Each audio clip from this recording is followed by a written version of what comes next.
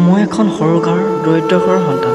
সেইবাবে আপোনালোকৰ পৰা অকণমান সহায় বিচাৰি আজি এই ভিডিঅ'টো মই আৰম্ভ কৰিব লৈছোঁ। আৰু আপোনালোকৰ অকণমান সহায় যাতে মোৰ জীৱন সলনি কৰাত সহায় কৰে, তাৰে আশাৰে আপোনালোকৰ পৰা অকণমান ভিক্ষাও মাগিছোঁ। আৰু আপোনালোকে যদি মোৰ ভিডিঅ'বোৰ চাই ভাল পায়, তেনেহ'লে চেনেলটো ছাবস্ক্ৰাইব কৰি মোৰ অকণমান আগুৱাই নিয়াত সহায় কৰিব বুলি আশা ৰাখিছোঁ। তেনেহ'লে পলম নকৰি আজি এই ভিডিঅ'টো আৰম্ভ কৰোঁ। এতিয়া মই ওলালোঁ গৰুকেইটা আনোগৈ বুলি। বেলিটো অলপ পৰো পৰো হৈ আহিছে আৰু অলপ গধূলিও হৈ আহিছে লাহে লাহে।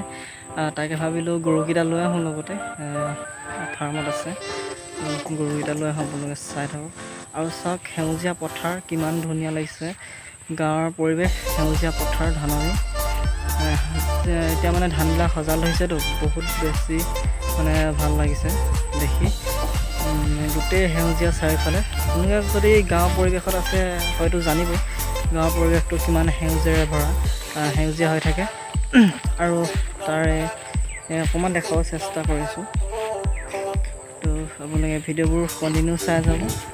এতিয়া গৰুকেইটা আনি লওঁ নে কি কয় গাইছ, তেন্তে চাঙতে শুই আছে আপুনি। এয়া আমাৰ বতা বিচনাত পৰি আছে, বহুত বুঢ়া হ'ল, উঠিব নোৱাৰা হ'ল আৰু। বতা আপুনি চাঙতে শুই আছে। এখন চাং নেকি? অঁ বতা, জানো পাই এখন চাঙে জানো কেনেকৈ। এয়া চাওক আমাৰ বতা বহুত বছৰ হ'ল, 100 বছৰ পাৰ হ'ল। সেই কিবা কিবি বকি আছে, হ'ব দিয়ক। এতিয়া আমি গৰু আনিব গৈ আছোঁ। চাওক চাইকেলত উঠিম দিয়ক, চাইকেলত গৈছোঁ। বাকী এইখিনি পৰিৱেশ চাওক কিমান ধুনীয়া সেউজীয়া সেউজীয়া পৰিৱেশ।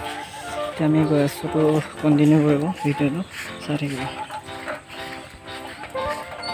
সি ফাৰ্মৰ পালোহি, গৰু সেই তাত আছে। এতিয়া খুটি কৰি লৈ আহিব লাগিব। কি ধুনীয়া আকাশ, কি ধুনীয়া সেউজীয়া বন, এইবিলাকে গাঁৱৰ পৰিৱেশ চাবলগীয়া।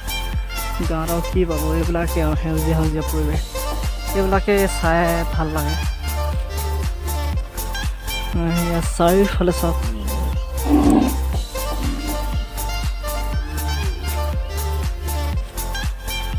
বেলি, এইফালে বেলি পৰো পৰো হৈছে,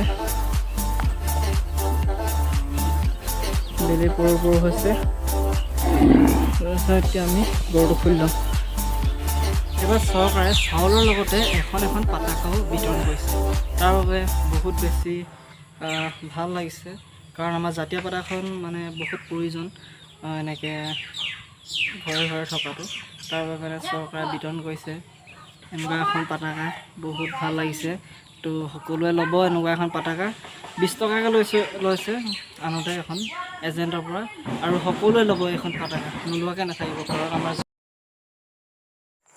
আমাৰ জাতিটোৰ ৰক্ষা হ'লে আমাৰ জাতীয় পতাকাখনৰ ৰক্ষা হৈ থাকিব। তাকে অকণমান ক'ব বিচাৰিছিলোঁ আপোনালোকক।